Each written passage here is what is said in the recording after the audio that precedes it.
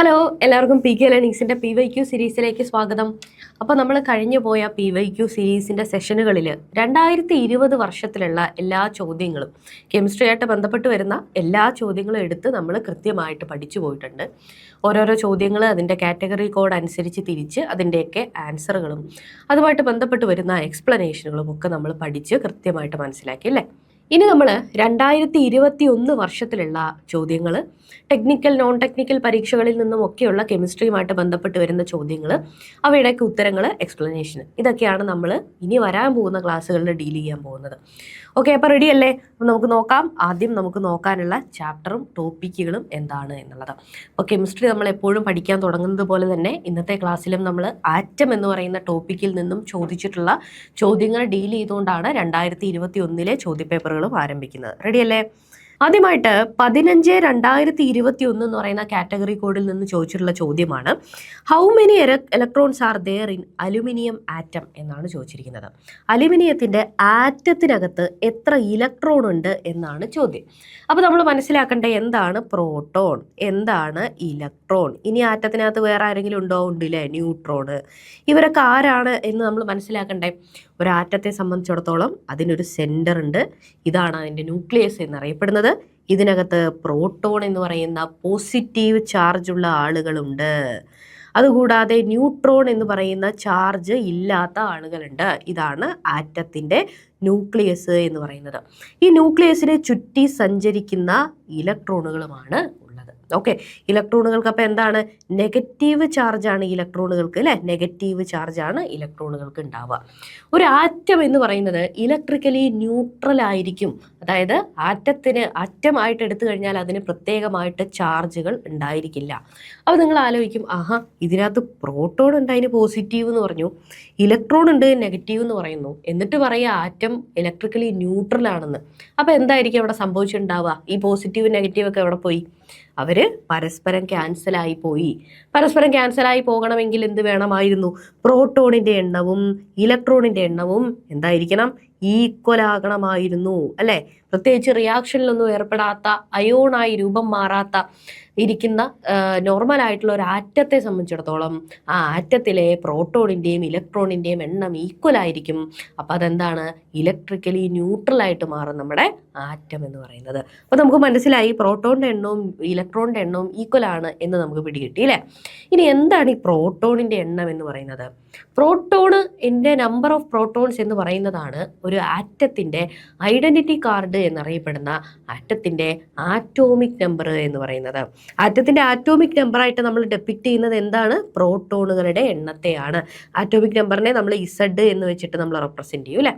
അപ്പോൾ ഇവിടെ എന്താണ്? അലുമിനിയത്തെ സംബന്ധിച്ചിടത്തോളം അലുമിനിയത്തിൻ്റെ ആറ്റോമിക് നമ്പർ എത്രയാണ്? 13. Atomic number 13. അപ്പോൾ ആറ്റോമിക് നമ്പർ തന്നെയല്ലേ പ്രോട്ടോണിൻ്റെ നമ്പർ? അതെ. അപ്പോൾ പ്രോട്ടോണിൻ്റെ നമ്പർ 13. ഇനി ഈ പറയുന്ന ആറ്റം എന്ന് പറയുന്നത് ഇലക്ട്രിക്കലി ന്യൂട്രൽ ആയതുകൊണ്ട് പ്രോട്ടോൺ എത്രയുണ്ടോ അത്ര തന്നെ ഇലക്ട്രോണും. ക്ലിയർ ആയല്ലോ? അപ്പം ഇത്തരത്തിലാണ് എന്ത് ചെയ്യുക? ഈ പറയുന്ന ആറ്റം ഉണ്ടാവുക. ക്ലിയർ ആയല്ലോ? അപ്പോൾ അലുമിനിയം ആറ്റത്തിനകത്ത് എത്ര ഇലക്ട്രോൺ ഉണ്ട് എന്നുള്ളതായിരുന്നു നമ്മളോട് ചോദിച്ചിട്ടുള്ള ചോദ്യം. നമ്മുടെ ഉത്തരം എന്താണ്? 13 നമ്മുടെ ആൻസർ. ഓപ്ഷൻ A ആണ് നമ്മുടെ ഉത്തരം. ആറ്റോമിക് നമ്പർ ഓഫ് അലുമിനിയം എന്ന് പറയുന്നത് 13. അപ്പോൾ ആറ്റോമിക് നമ്പർ തന്നെ എന്താകും? പ്രോട്ടോണുകളുടെ എണ്ണമായിട്ട് മാറും. ആറ്റം ന്യൂട്രൽ ആയതുകൊണ്ട് തന്നെ അത്ര തന്നെ ഇലക്ട്രോണുകളും ആറ്റത്തിനകത്ത് ഉണ്ടാവും എന്നുള്ള ഐഡിയ വെച്ചിട്ട് മനസ്സിലാക്കുക. അലുമിനിയത്തിൻ്റെ ആറ്റോമിക് നമ്പർ എന്ന് പറയുന്നത് 13. അടുത്ത ചോദ്യത്തിലേക്ക് പോവാണ്. ആറ്റോമിക് നമ്പർ ഓഫ് ജെർമേനിയം എന്നാണ് ചോദിച്ചിരിക്കുന്നത്. ജെർമേനിയത്തിൻ്റെ ആറ്റോമിക് നമ്പർ എത്ര എന്നാണ് ചോദിച്ചിരിക്കുന്നത്. ഇത്തരത്തിലുള്ള ചോദ്യങ്ങൾ പൊതുവേ നമുക്ക് വളരെ ഫാക്ച്വൽ ആയിട്ടുള്ള ചോദ്യങ്ങളാണ് അല്ലേ. അതായത് നമുക്ക് ഈ പറയുന്ന നേരത്തെ കണ്ടതുപോലെയുള്ള ഒരു കൺസെപ്റ്റ് ഉപയോഗിച്ച് നമുക്ക് പഠിക്കാനോ അല്ലെങ്കിൽ ആറ്റോമിക് നമ്പർ അറിയുമെങ്കിൽ എത്ര പ്രോട്ടോൺ ഉണ്ട് എത്ര ഇലക്ട്രോൺ ഉണ്ടെന്ന് നമ്മൾ മനസ്സിലാക്കാനോ പറ്റുന്ന തരം ചോദ്യങ്ങളല്ല. ഇവിടെ ഡയറക്റ്റ്ലി നമ്മളോട് ചോദിച്ചിരിക്കുകയാണ് ജെർമേനിയത്തിൻ്റെ ആറ്റോമിക് നമ്പർ എത്രയാണ് എന്നുള്ളതാണ് നമ്മളോട് ചോദിച്ചിരിക്കുന്ന ചോദ്യം. ഇത് അറിയുമെങ്കിൽ മാത്രമേ നമുക്ക് ഉത്തരത്തിനകത്തേക്ക് പോകാനായിട്ട് പറ്റുകയുള്ളൂ. ഇത്തരത്തിലുള്ള ചോദ്യങ്ങൾ ഉത്തരം അറിയുമെങ്കിൽ മാത്രം നിങ്ങൾ അവിടെ ചാൻസ് എടുക്കുക. അറിയാൻ പാടില്ല എന്നുണ്ടെങ്കിൽ ചുമ്മാ കറക്കി കുത്താതെ ഇരിക്കുക എന്നുള്ളത് കൂടെ ഒന്ന് ശ്രദ്ധിക്കണം. ഇവിടെ നമ്മൾ ഉത്തരം എന്താണ് വരുന്നത്? ഓപ്ഷൻ C ആണ് അല്ലേ. ജെർമേനിയത്തിൻ്റെ ആറ്റോമിക് നമ്പർ എന്ന് പറയുന്നത് 32. ജെർമേനിയത്തെ കുറിച്ച് നമുക്ക് ജസ്റ്റ് ഒന്ന് മനസ്സിലാക്കാമല്ലോ. അപ്പോൾ ജെർമേനിയം എന്ന് പറയുന്നത് ഒരു സെമി കണ്ടക്ടറാണ്. അതായത് കണ്ടക്ടറുകൾ എന്ന് പറഞ്ഞു കഴിഞ്ഞാൽ ഇലക്ട്രിസിറ്റിയെ കടത്തിവിടുന്ന ആളുകൾ. നോൺ കണ്ടക്ടേഴ്സ് അല്ലെങ്കിൽ ഇൻസുലേറ്റേഴ്സ് എന്ന് പറഞ്ഞു കഴിഞ്ഞാൽ ഇലക്ട്രിസിറ്റിയെ കടത്തി വിടാത്ത ആളുകൾ. സെമി കണ്ടക്ടറുകൾ എന്ന് പറയുമ്പോൾ ഈ പറയുന്ന കണ്ടക്ടറുകളുടെയും ഇൻസുലേറ്ററുകളുടെയും സ്വഭാവങ്ങൾ ഉൾക്കൊള്ളുന്ന ആളുകളായിരിക്കും. അതുപോലെ ജെർമേനിയം, സിലിക്കൺ തുടങ്ങിയിട്ടുള്ള ആളുകളൊക്കെ സെമി കണ്ടക്ടറുകളാണ്. ഇത്തരത്തിലുള്ള സെമി കണ്ടക്ടറുകൾക്കകത്ത് ചെറിയൊരു മാലിന്യം അല്ലെങ്കിൽ ഒരു ഡോപ്പിംഗ് എന്ന് പറയുന്ന ഒരു പ്രക്രിയ ഉപയോഗിച്ചുകൊണ്ട് ഇതിൻ്റെ കണ്ടക്ടിവിറ്റി വർദ്ധിപ്പിക്കാനായിട്ട് സാധിക്കും. അങ്ങനെ വർദ്ധിപ്പിച്ചിട്ട് അതിനെ നമ്മൾ ഇലക്ട്രോണിക് എക്യുപ്മെൻറ്റുകളിൽ, അതേപോലെ ഫോട്ടോവോൾട്ടിക് സെല്ലുകളിൽ, ഇത്തരത്തിലുള്ള മൈന്യൂട്ടായിട്ടുള്ള ചെറിയ സാധനങ്ങളൊക്കെ ഉപയോഗിക്കുന്ന സാധനങ്ങളിലൊക്കെ തന്നെയും ജെർമേനിയം, സിലിക്കൺ തുടങ്ങിയിട്ടുള്ള സാധനങ്ങളൊക്കെ തന്നെ ഉപയോഗിക്കാറുണ്ട്, ഇലക്ട്രോണിക്സ് മേഖലയിൽ ഉപയോഗിക്കാറുണ്ട്. അപ്പോൾ ജെർമേനിയത്തിൻ്റെ ഗ്രൂപ്പ് എന്ന് പറയുന്നത് ഗ്രൂപ്പ് 14 പീരിയോഡിക് ടേബിളിൽ. ഇതിനകത്ത് ആറ്റോമിക് നമ്പർ ഓഫ് എലമെന്റ് എന്ന് പറയുന്നത് എത്രയാണ്? 32 എന്നുള്ളത് മനസ്സിലാക്കാം. അപ്പോൾ അത്ര തന്നെ പ്രോട്ടോണുകളും അത്ര തന്നെ ഇലക്ട്രോണുകളും ആയിരിക്കും എന്തിലുണ്ടാവുക? ജെർമേനിയത്തിനകത്ത് ഉണ്ടാവുക. ജെർമേനിയത്തിന്റെ ആറ്റോമിക് നമ്പർ 32. ക്ലിയർ ആയല്ലോ? മൂന്നാമത്തെ ചോദ്യത്തിലേക്ക് നമ്മൾ കടക്കുകയാണ്. ഇത് 19/2021 സയന്റിഫിക് ഓഫീസറുടെ പരീക്ഷയ്ക്ക് ചോദിച്ചിട്ടുള്ള ചോദ്യമാണ്. ചോദ്യം നോക്കാം. നമുക്ക് കാണുമ്പോൾ തന്നെ എന്തോ കാര്യമായിട്ട് പറയുന്ന പോലെ തോന്നുന്നുണ്ടല്ലേ? വലിയ വലിയ സ്റ്റേറ്റ്മെന്റുകളാണ്. ഇങ്ങനെയുള്ള ചോദ്യങ്ങൾ വരുന്ന സമയത്ത് പരീക്ഷാ ഹാളിൽ ഇരുന്ന് ടെൻഷൻ അടിക്കരുത്. നമ്മൾ കൃത്യമായിട്ട് വായിച്ച് മനസ്സിലാക്കിയിട്ട് അതിൻ്റെ ഉത്തരത്തിലേക്ക് പോകാനായിട്ട് ശ്രദ്ധിക്കാം. ഇവിടെ തന്നെയും ഇത് വളരെ സിമ്പിളായിട്ടുള്ള കാര്യങ്ങളാണ് ഇത് പറയുന്നത്. നമ്മൾ വായിച്ച് ശ്രദ്ധയോടെ മനസ്സിലാക്കുക എന്നുള്ളത് മാത്രമേ ഉള്ളൂ. നോക്കാം, നമുക്ക് ഉത്തരത്തിലേക്ക് പോവാം. Which among the following is not true about atomic nuclei? നോക്കിയേ, നോട്ട് ട്രൂ എന്നാണ് ചോദിച്ചിരിക്കുന്നത്. തെറ്റുള്ള സ്റ്റേറ്റ്മെന്റ് ആണ് നമ്മൾ ഇതിൽ നിന്ന് കണ്ടുപിടിക്കേണ്ടത്. നമുക്ക് നോക്കാം. The atomic number Z equal to the number of protons in the nucleus. നേരത്തെ ഞാൻ എന്താ പറഞ്ഞത്? ഒരു ആറ്റത്തിന്റെ ഐഡന്റിറ്റി എന്ന് പറയുന്നത് അതിന്റെ നമ്പർ ഓഫ് പ്രോട്ടോൺസ് ആണ്. ആ നമ്പർ ഓഫ് പ്രോട്ടോൺസിനെയാണ് നമ്മൾ ആറ്റോമിക് നമ്പർ ആയിട്ട് കണക്കാക്കുക എന്ന് ഞാൻ ഓൾറെഡി പറഞ്ഞു. അപ്പം ഇത് ശരിയല്ലേ?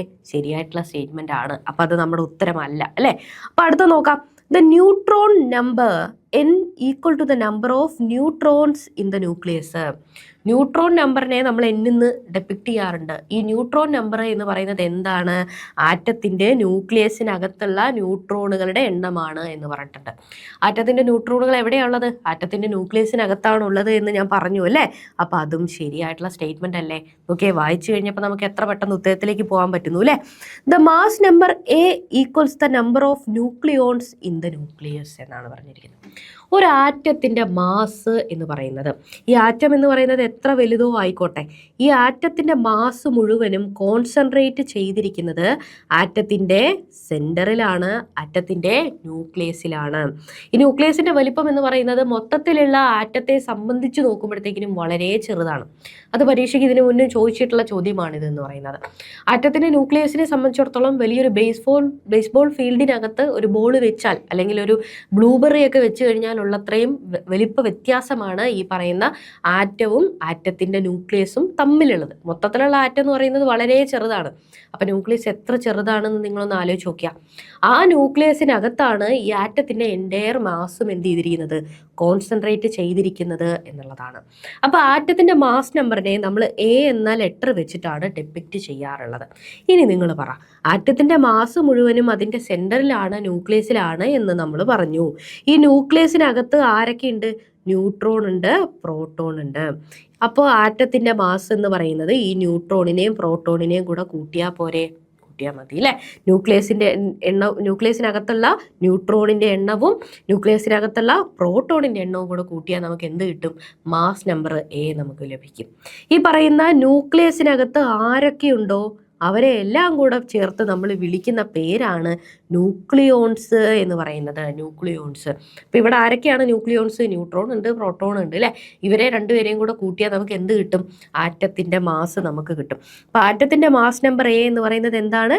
ന്യൂക്ലിയോൺസ് ആണ്. നമ്പർ ഓഫ് ന്യൂക്ലിയോൺസ് ആണ്. എത്ര ന്യൂക്ലിയോസ് ഉണ്ടോ അത്രയും മാസ് എന്തിനുണ്ടാവും? ആറ്റത്തിനുണ്ടാവും എന്ന് പറയുന്നു. അതും ശരിയാണ് അല്ലേ? ഇനി the isotopes of an element have the same A value but different N and Z values എന്നാണ് പറഞ്ഞിരിക്കുന്നത്.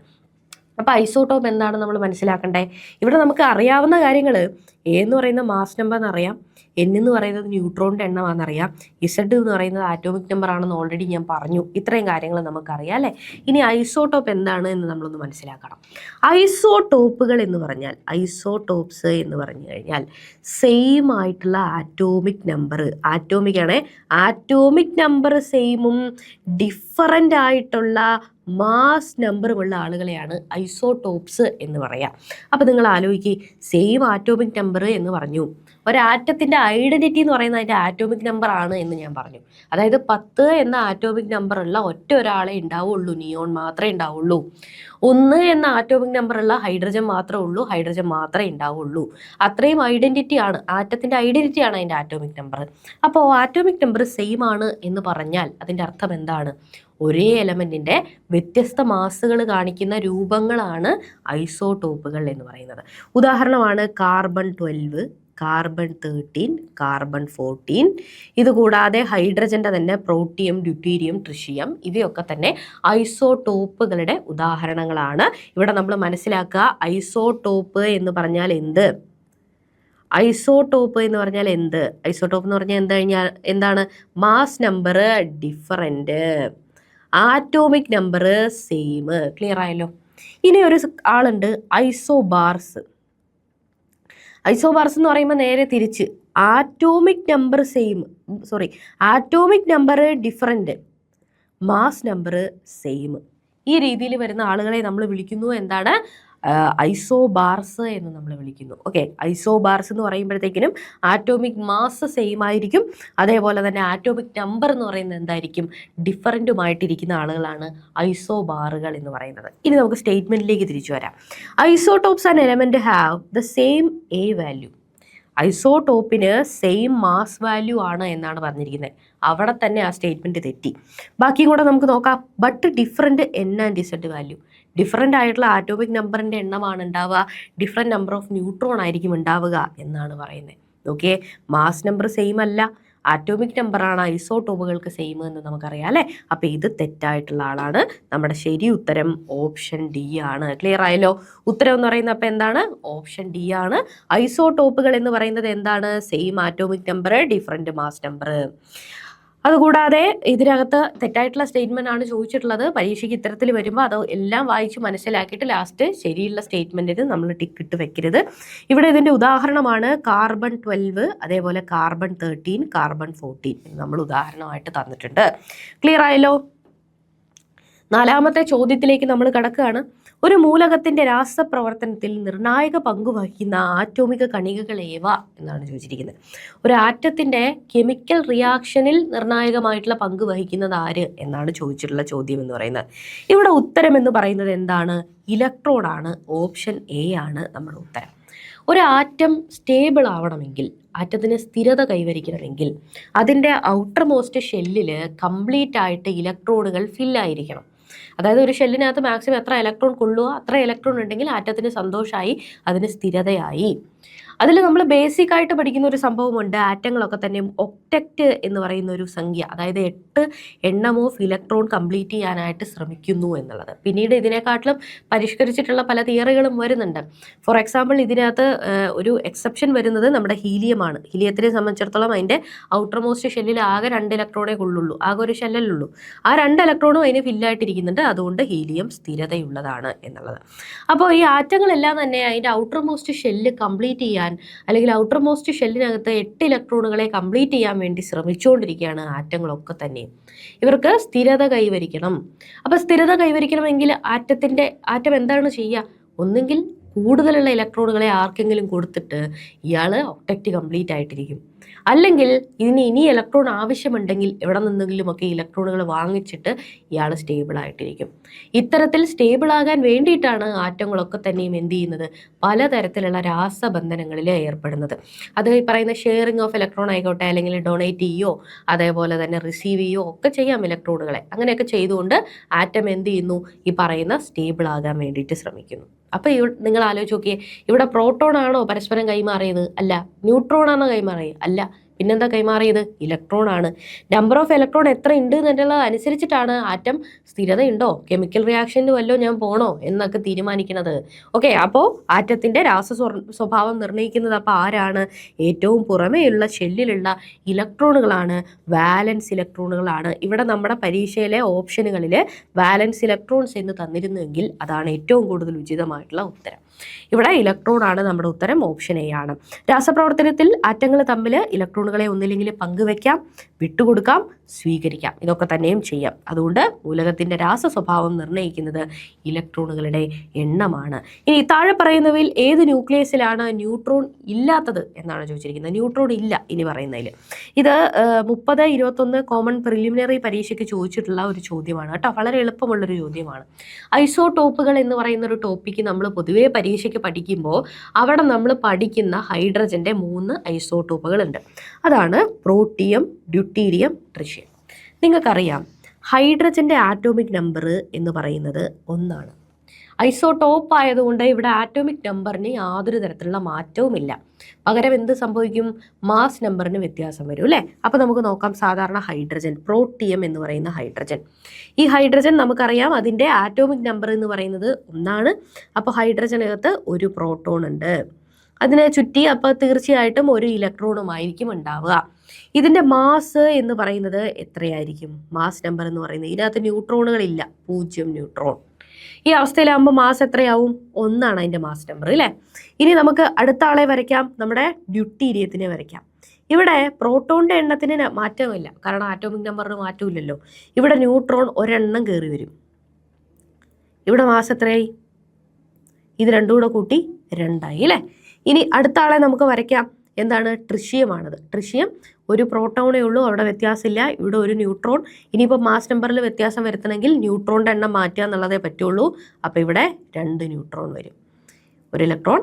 മാസ് അപ്പോൾ എത്ര വരും? ഈ രണ്ടും കൂടെ കൂട്ടിയിട്ട് എത്ര വരും? 3 എന്ന് വരും. ക്ലിയർ ആയല്ലോ? ഈ രീതിയിലാണ് പ്രോട്ടിയം, ഡ്യൂട്ടീരിയം, ട്രിഷ്യം എന്ന് വിരിക്കുന്നത്.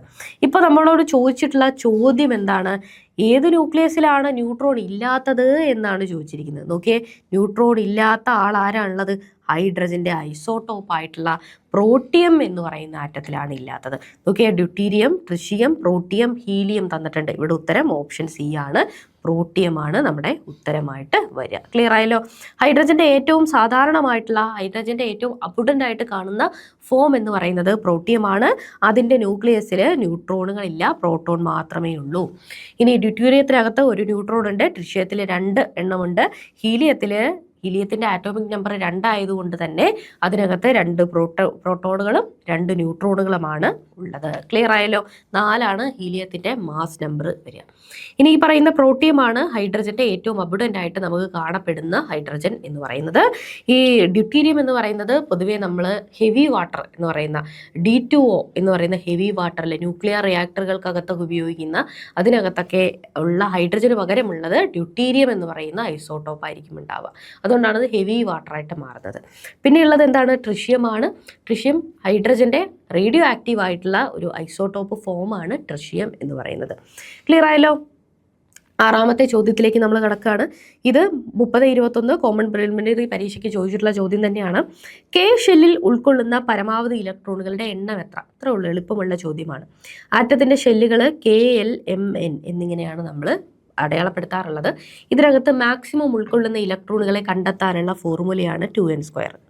ഓക്കെ, രണ്ടാണ് 2n² എന്ന് പറയുന്നത്. അപ്പോൾ ഇവിടെ K എന്ന് പറയുന്നത് 1ാമത്തേത്, L എന്ന് പറയുന്നത് 2ാമത്തെ ഷെല്ല്, M എന്ന് പറയുന്നത് 3ാമത്തെ ഷെല്ല്, N എന്ന് പറയുന്നത് 4ാമത്തെ ഷെല്ല് അല്ലേ? ഇനി ഓരോന്നിനെ നമുക്ക് ഈ ഫോർമുലയ്ക്കകത്ത് ഇട്ട് നോക്കാം. K 1 ആണ്. അപ്പോൾ നമ്മൾ 2 × 1² 2 × 1 തന്നെ വരും, 2 ഇലക്ട്രോൺ Kയിൽ കൊള്ളും. അപ്പോൾ തന്നെ നമ്മുടെ ഉത്തരമായി. എന്നാലും ബാക്കിയുള്ളതൂടെ നമുക്ക് നോക്കാം. L എന്ന് പറയുന്ന ഷെല്ലിനകത്ത് 2 × 2² 2² 4 അല്ലേ? അപ്പോൾ എത്ര വരും? 8 ഇലക്ട്രോണുകൾ മൊത്തത്തിൽ ഉൾക്കൊള്ളും. ഇവിടെ 2 × 3² 9 ആണ്. അപ്പോൾ × 2 ചെയ്യുമ്പോൾ 18 ഇലക്ട്രോണുകൾ M ഷെല്ലിൽ ഉൾക്കൊള്ളും.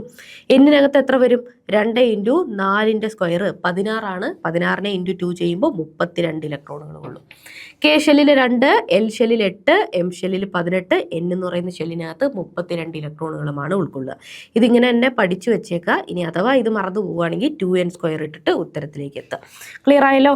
അപ്പോൾ എന്താണ്, ഓപ്ഷൻ എ ആണ് നമ്മുടെ ഉത്തരം. മാക്സിമം 2 ഇലക്ട്രോണുകളാണ് K ഷെല്ലിനകത്ത് കൊള്ളുക. ആറ്റത്തിലെ ഷെല്ലുകളിൽ ഉൾക്കൊള്ളുന്ന പരമാവധി ഇലക്ട്രോണുകളുടെ എണ്ണം കണ്ടെത്താൻ 2n² എന്ന സൂത്രവാക്യം ഉപയോഗിക്കുന്നു.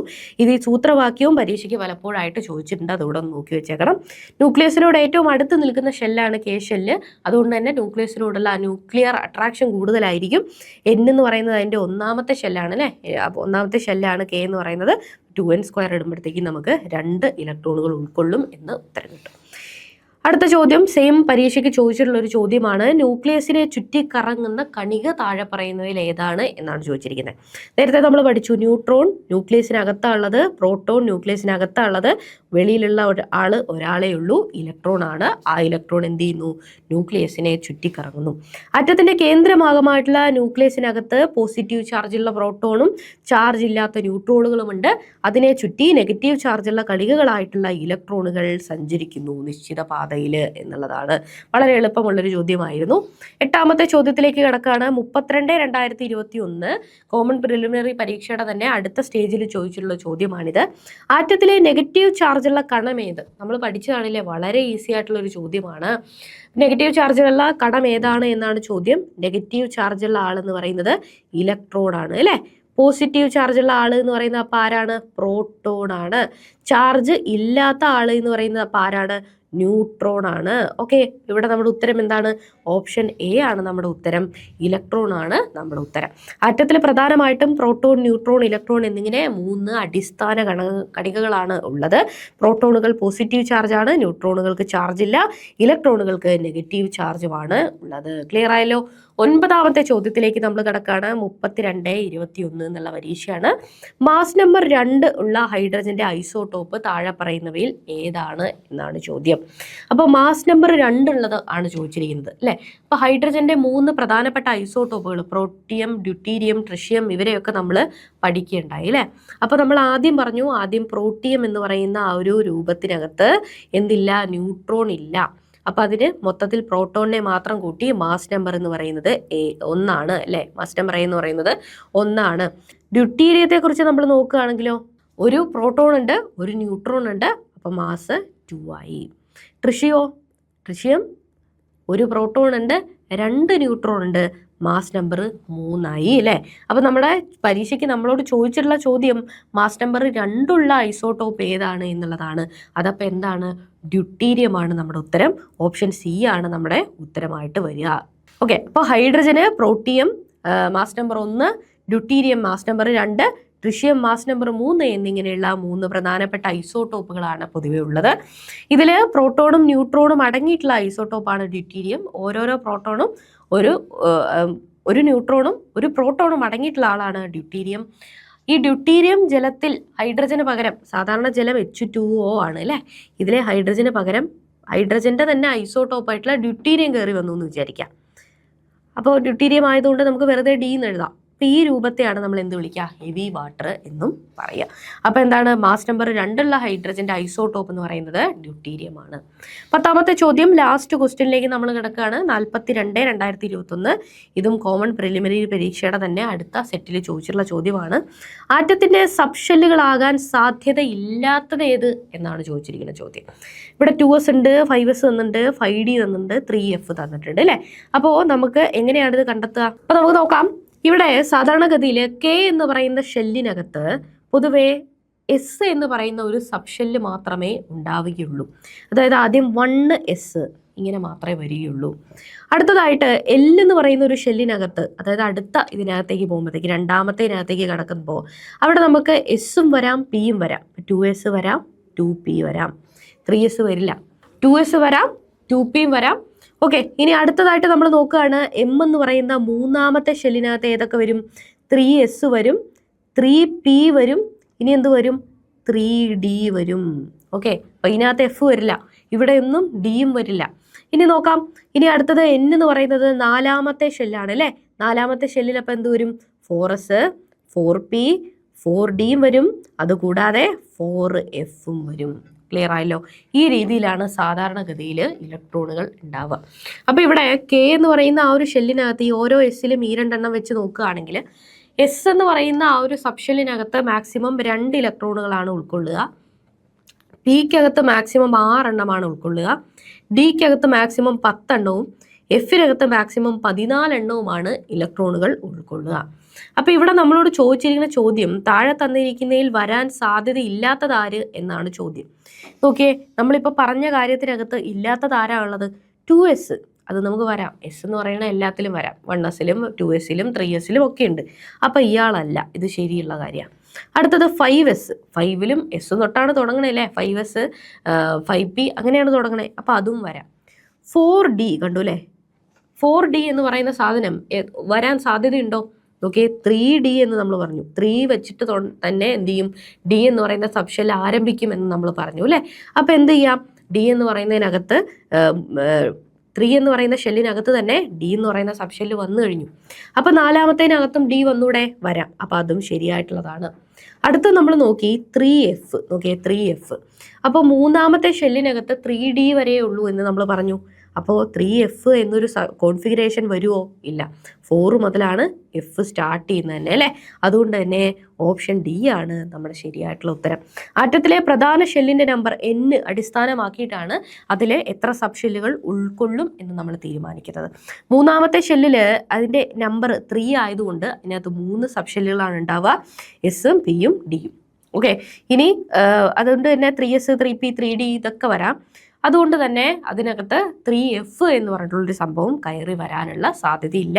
എഫ് സബ്ഷെൽ ആരംഭിക്കുന്നത് തന്നെ 4മത്തെ സബ്ഷെല്ല് മുതലാണ്. 4മത്തെ എത്തുമ്പോഴത്തേക്ക് അതിനകത്ത് എസ്, പി, ഡി, എഫ് 4 ആളും കടന്നു വരും. അപ്പോൾ അതാണ് ശരിയായിട്ടുള്ളത്. ഇപ്പോൾ ഇവിടെ ഓപ്ഷൻ ഡി ആണ് നമ്മുടെ തെറ്റായിട്ടുള്ള സബ്ഷെൽ ഇലക്ട്രോണിക് കോൺഫിഗറേഷൻ എന്ന് പറയുന്നത്. അപ്പോൾ ഇന്നത്തെ ക്ലാസ്സിൽ നമ്മൾ 2021 വർഷത്തിലുള്ള ആറ്റം എന്ന് പറയുന്ന ടോപ്പിക്കുമായിട്ട് ബന്ധപ്പെട്ടുകൊണ്ട് കെമിസ്ട്രിയിൽ ചോദിച്ചിട്ടുള്ള ചോദ്യങ്ങൾ 10 ചോദ്യങ്ങൾ നമ്മൾ ഡിസ്കസ് ചെയ്തു. ഇനി വരുന്ന ക്ലാസ്സുകളിൽ 2021 നിന്നും ചോദിച്ചിട്ടുള്ള സകലമാന ചോദ്യങ്ങളും കെമിസ്ട്രിയുമായിട്ട് ബന്ധപ്പെട്ട് നമ്മൾ പഠിക്കാനായിട്ട് പോവുകയാണ്. ഇന്ന് ആറ്റം നമ്മൾ പഠിച്ചു. അടുത്ത ക്ലാസ്സിൽ ആറ്റവുമായിട്ട് ബന്ധപ്പെട്ട ബാക്കിയുള്ള കുറച്ച് ചോദ്യങ്ങളൂടെ നമുക്ക് ഡിസ്കസ് ചെയ്യാനുണ്ട്. അതുകൂടാതെ മറ്റ് ടോപ്പിക്കുകളുമുണ്ട്.